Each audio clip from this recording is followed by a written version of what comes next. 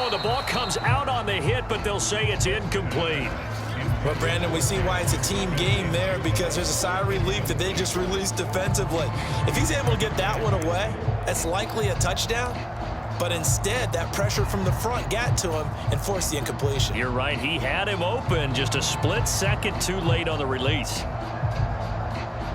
2 of their 3 red zone trips so far, they've come up empty on. They'll look to reverse that trend on 2nd and goal. Down to the ground, here's Walker. And that'll move him a little closer as he takes it from the 7 down to the 4-yard line. I have to laugh a little bit because he actually handed it off. I thought with the 2 touchdown passes he's thrown in this one already, he'd go ahead and fling and try and get a 3rd one. Yeah, now from this spot on 3rd down, I think he'd probably throw it here. Yeah, I don't think there's any question about it. They won't even send in a running play here, I don't believe. I think they go ahead and try and throw it for a touchdown.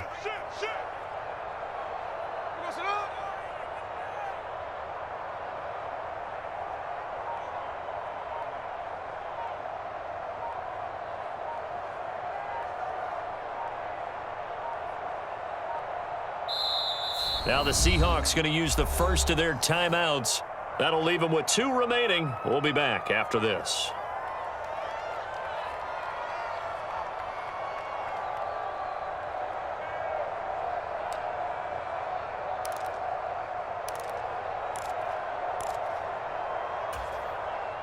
Third down and goal coming up here.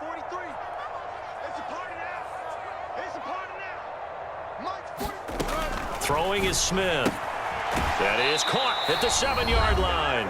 And he'll go backwards, losing yardage to the 5.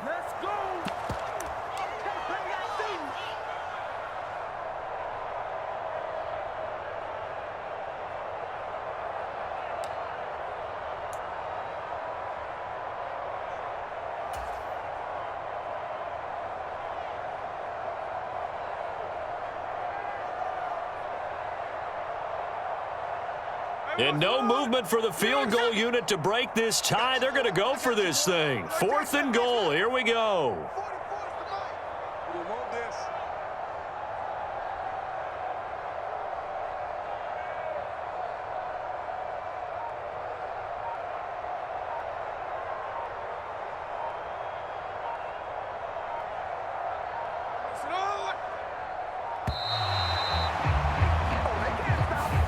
So they'll go ahead and accept the penalty.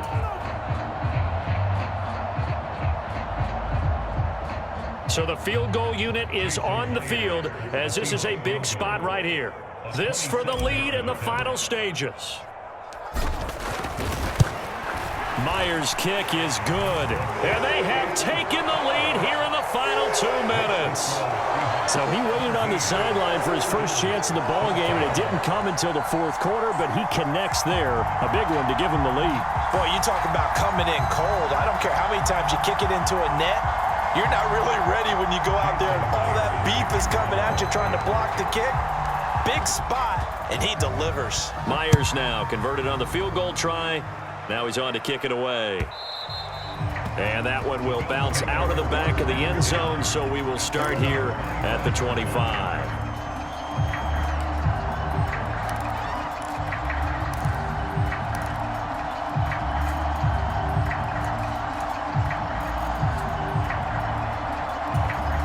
Here's 1st and 10.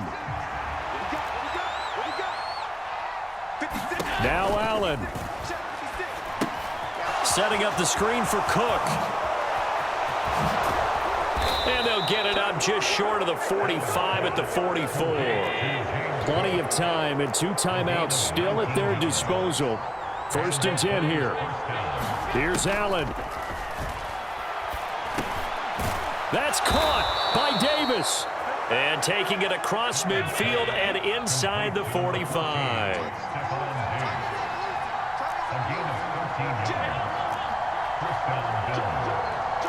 Allen.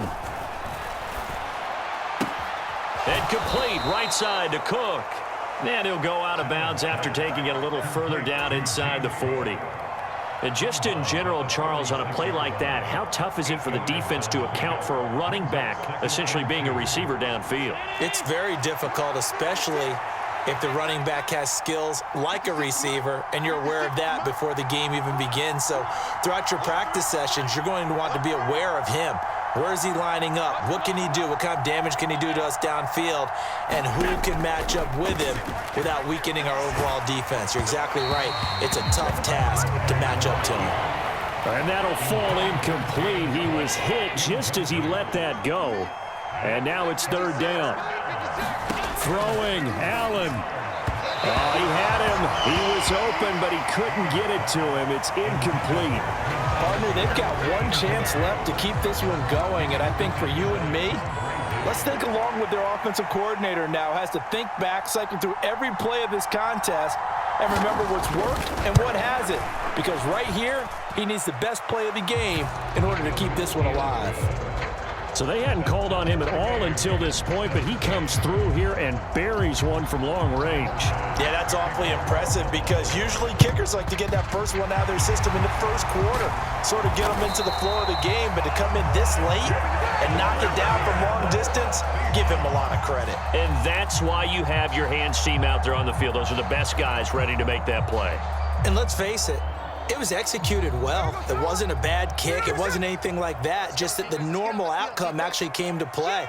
Analytics will tell you it's a very low possibility of getting the ball for the team kicking it in an onside kick situation. You're all about the numbers, aren't you? All about the numbers, baby. It's a new game now. They don't lie. Partner, they're clearly saving those timeouts, but they still have to work with some urgency to put themselves in the right position. Here's second down.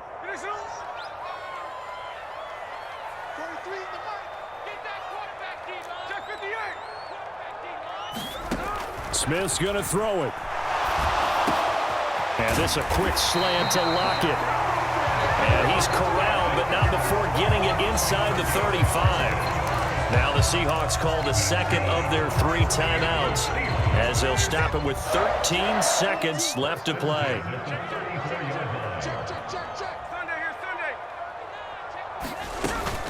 They'll run on first down with Dallas. And he's going to get a solid gain of 9 before being brought down. Second and right at a yard. And now they're going to get the timeout. A huge play has him in field goal range with a chance to win. And a timeout comes in. The whistles blow with 3 seconds remaining. So now this one will rest on the right foot of Jason Myers. With 3 seconds to go, this for the win.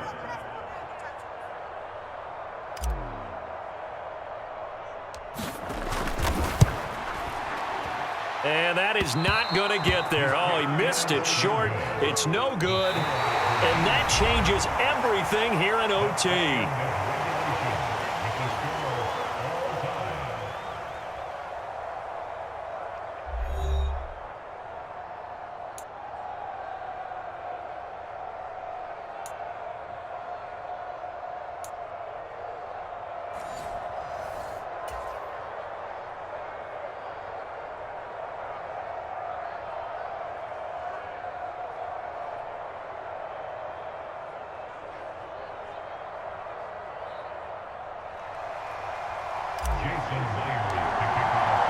So the Bills going to be the first to get it as we are back underway here in overtime.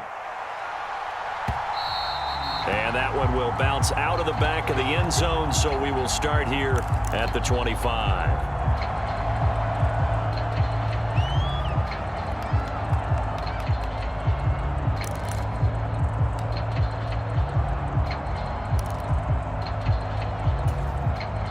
The Bills come to the line to start their next drive.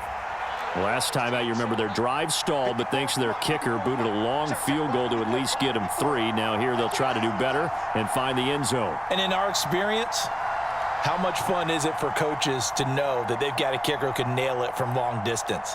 Now the hard part is, as an offensive play caller, you don't want that in your head too much where you're relying on it, and he goes out and gets the job done for them. But I'm quite sure he would be content to just kick extra points from here on out. Yeah, absolutely no question. I think his teammates would be okay with him just kicking the extra points as well. And that'll be knocked away. It's incomplete. So many times when we talk about coverage, we're just about a defender running with a receiver, but a big part of it is understanding where the football is, finding it. In this case, when it arrived, it wasn't a surprise, and he was able to bat it away.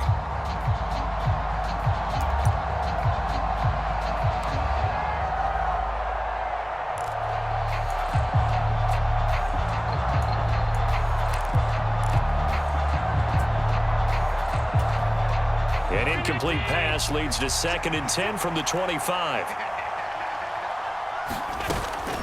They'll try the middle with Cook. And he's going to get a good gain of 9 here up to the 34. 3rd and 1, trying to keep this drive in overtime going. A big one coming up.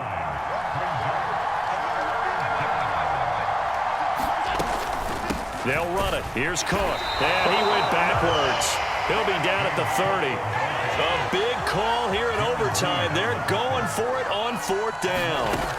To throw, it's Allen. Able to find the open man. That's complete. Oh, he sheds himself free.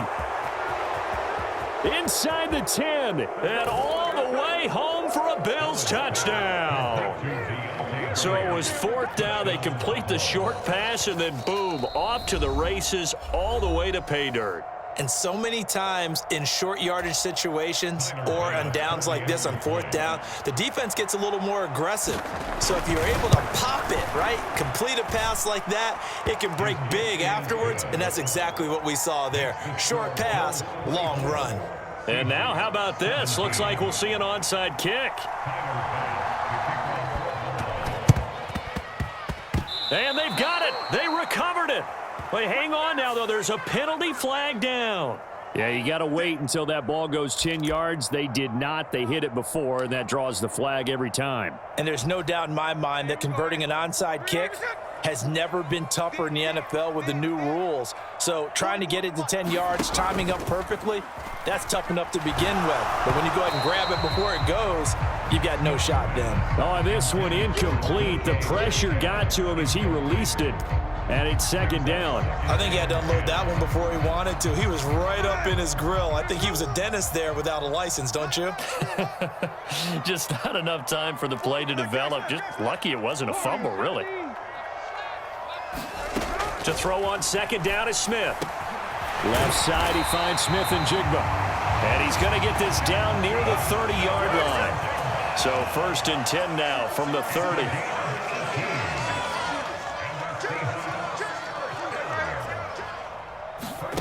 Now it's Smith. And he's got it. Caught in the end zone for the Seahawk touchdown. And with the rules as touchy as they can be, it's so hard to complete a diving catch in the end zone, but he just did it pretty well. How about him getting his body, his hands, everything underneath and around the football without it hitting the ground and causing some doubt in the minds of the people who have to look at this and possibly review it. What a tremendous effort and a great catch. The Seahawks offense staying put out on the field. They're going to go for 2. And they don't get it. They tried for the 2-point conversion there, but unsuccessful. I don't know about you, but I can't wait for a few years of 2-point tries and see what the data tells us, because a lot of teams want to throw the ball in this situation, this time unsuccessfully. I just wonder if maybe running the ball might be the way to go. With it moved up from the 3 to the 2, you would think maybe a few more attempts at running. I think stats over time may bear out that running the ball will at least be the equal of throwing it in that situation. So that's a wrap for Charles Davis. I'm Brandon Gaudin, and this has been a presentation of the NFL on EA Sports. For more, check us out at easports.com. From Seattle, so long, everybody.